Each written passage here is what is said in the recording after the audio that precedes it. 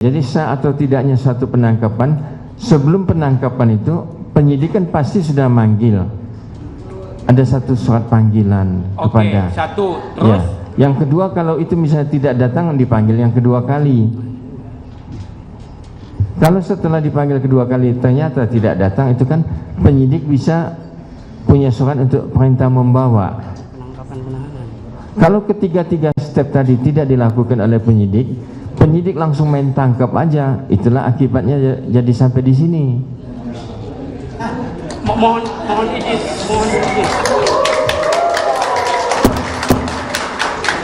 Tadi kan ahli mengatakan ke dalam persidangan ini bahwa materi pra peradilan ya itu termaktub dalam pasal 1 angka 10 junto pasal 77 ya, yaitu penangkapan, penahanan, SP3, malah di situ ada rehabilitasi yang diperluas oleh putusan MK, adanya penetapan tersangka, penyitaan, penggeledahan. Bahkan putusan MK terakhir itu adalah terkait dengan SPDP. Betul ya ahli ya? Nah, yang saya tanyakan ahli untuk pertanyaan penjelasan, mohon penjelasan kepada ahli adalah apakah pra peradilan itu menguji tentang salah tangkap, salah tahan, atau sah tidaknya penangkapan penahanan? Mohon penjelasannya ahli. Jadi di dalam KUHP itu yang diuji itu masalah penangkapan dan penahanan yang dilakukan oleh penyidik berdasarkan surat penetapan, bukan surat penetapan, surat disposisi dari atasannya, Pak ini ditangkap atau ditahan. Nah, surat penangkapan dan penahanan itulah yang diuji dalam pra peradilan. Mohon izin yang mulia, karena waktu kita terbatas, seharusnya termohon apa yang telah kami pertanyakan tadi jangan ditanya lagi. Ini kan sudah kami tanya tadi. Buat apa buang-buang waktu? Ini belum ini beda. Pertanyaannya beda. Jadi pemohon ini waktu, mohon izin, ini kesempatan untuk kami. Iya betul. Saya paham itu adalah waktunya termohon. Tetapi sudah tidak ada perdebatan. Sekarang pertanyaannya apa, Pak? Ya gini, izin yang mulia menjelaskan. Karena tadi ahli menyatakan kepada yang mulia adalah perkara error in persona atau salah orang itu adalah masuk dalam ranah perkara pokok. Tetapi ahli di kesempatan yang lain menyatakan juga bahwa pra peradilan ini menguji salah tangkap dan salah tahan. Nah, saya mohon penjelasan kepada ahli, apakah pra peradilan ini menguji tentang salah tangkap, salah tahan, atau sah tidaknya penangkapan penahanan? Mohon penjelasannya. Ya, sekali lagi, ahli. Ya. Boleh, silakan. Jadi yang di ranah pra peradilan ini menyatakan sah atau tidaknya penangkapan atau sah atau tidaknya penahanan berdasarkan ada surat dari polisi nomor berapa, tanggal berapa. Ya, artinya ahli berpendapat sekarang bahwa yang diuji dalam pra peradilan adalah sah tidaknya penangkapan penahanan. Iya. Nah, seandainya yang diuji sah tidaknya penangkapan penahanan, lalu apa kriteria sah tidaknya penangkapan menurut KUHP ahli? Mohon penjelasannya. Sah atau tidaknya penangkapan menurut KUHP, jadi penangkapan yang dilakukan oleh penyidik itu setelah adanya gelar kasus, ditetapkan jadi tersangka maka ditangkap. Enggak ditangkap dulu baru digelar perkaranya belakangan, bukan itu. Ahli, gini ahli, yang saya tanyakan adalah bukan sah tidaknya penetapan tersangka, tapi satu saja dulu ahli. Ya. Sah tidaknya penangkapan. Ya. Ahli bisa menyampaikan nggak sah tidaknya penangkapan menurut KUHP itu apa saja sih? Mohon penjelasannya ahli. Ya, jadi sah atau tidaknya suatu penangkapan, sebelum penangkapan itu penyidik kan pasti sudah manggil. Ada satu surat panggilan kepada. Satu. Terus? Ya. Yang kedua, kalau itu misalnya tidak datang, dipanggil yang kedua kali.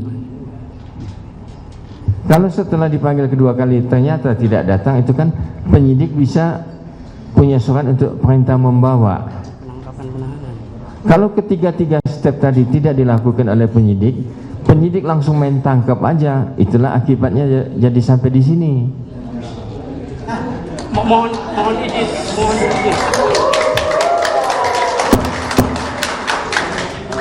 Sudah, jangan dikomentari. Lanjut silakan. Mohon izin langsung nyambung saja ini. Lanjut. Langsung. Ya. Itu dilakukan semua kasus. Iya, mestinya begitu. Harus dipanggil dulu. Iya, apalagi- Bagaimana kalau misalkan di suatu tempat ada perampokan, apakah rampok itu harus dipanggil? Iya, kalau ada perampokan atau copet itu tertangkap tangan itu nanti. Apalagi kalau ada pembunuh, apakah itu harus dipanggil? Iya, itu mesti tertangkap tangan. Bukan tertangkap tangan, Pak. Ini sudah ada yang tertangkap, Ya. kemudian yang lain lari, apakah harus dipanggil? Ya, kalau misalnya Kan yang beda case, Pak. Ya. Beda case. Ya. Jadi kalau misalnya ada pembunuhan, nyatanya setelah pembunuh satu ya ditangkap oleh penyidik, setelah di BAP nyatanya masih ada 5 atau 6 lagi tersisa. Ya, penyidik kan bisa menerbitkan penangkapan lagi, ngejar yang sisa yang lari tadi. Iya, jadi semua disamakan dengan semua kasus disamakan atau enggak? Enggak juga ya. Nah, itu jawaban enggak yang juga. saya ingin Iya. jawaban dari ahli. Makasih. Masih ada? Ahli Ya. kan tadi mengatakan bahwa ahli itu adalah ahli dalam hukum acara juga kan ya? Ya, acara Kalau pidana. boleh saya tahu, penangkapan itu secara aturan diatur di mana ya ahli? Penangkapan dalam KUHAP. Buka aja KUHAP-nya ahli kalau bawa. Saya nggak bawa. Enggak bawa. Iya. Atau lupa ahli? Lupa saya. Lupa. Perlu saya ingatkan ahli ya. Ya. Penangkapan itu kan diatur dalam pasal 17 sampai 19 KUHAP. Ya. Itu patokan dan hukum acara atau administrasi yang harus disiapkan oleh penyidik ketika melakukan penangkapan terhadap seseorang menjadi tersangka. Oke, saya lanjutkan ahli.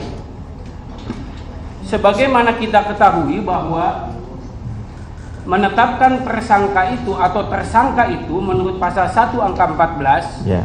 adalah harus didukung dengan bukti permulaan.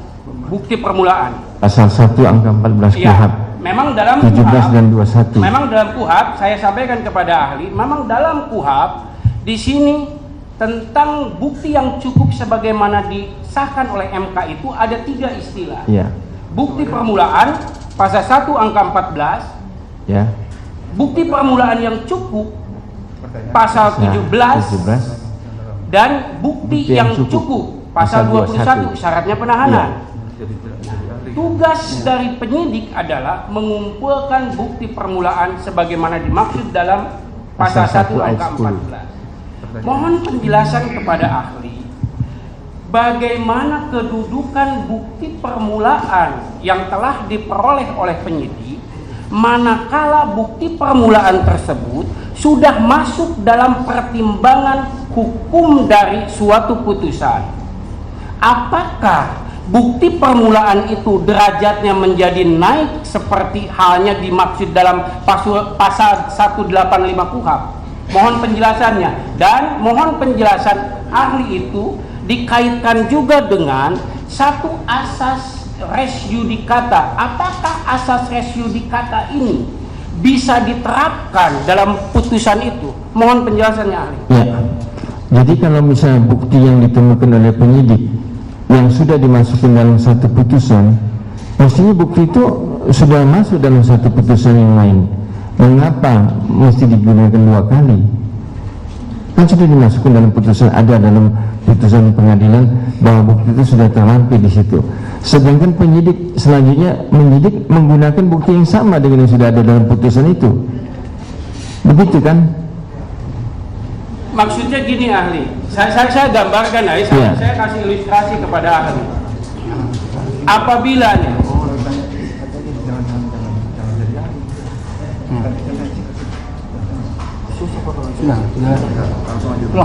saya kasih ilustrasi kepada ahli bahwa gini ahli, apabila termohon penyidik lah melakukan penyidikan suatu perkara, misalkan pemalsuan, ini ilustrasi aja ya.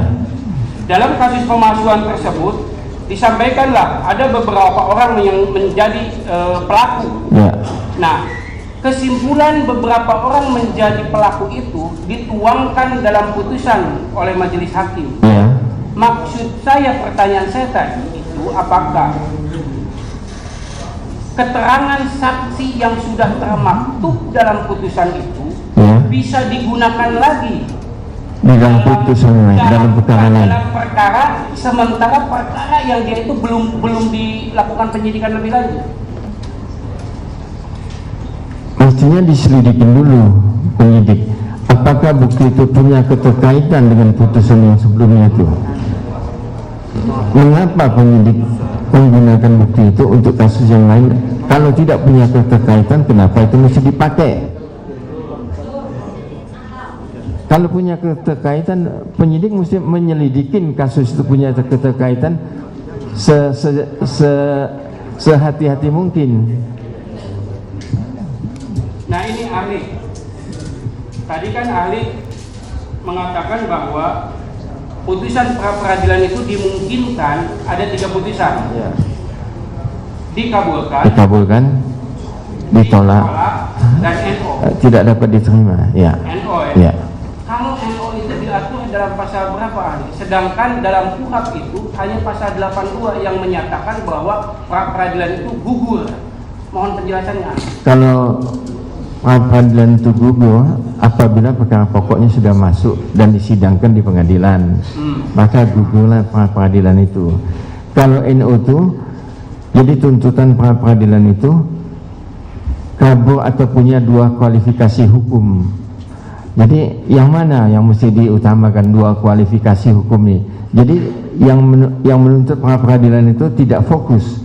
Sama kayak kalau kita bikin gugatan. Jadi gugatan itu obscurable, maka putusannya pasti NO. Pra-peradilan juga begitu. Satu hukum yang universal. Jadi kalau misalnya tidak terbukti, maka pra-peradilan itu ditolak.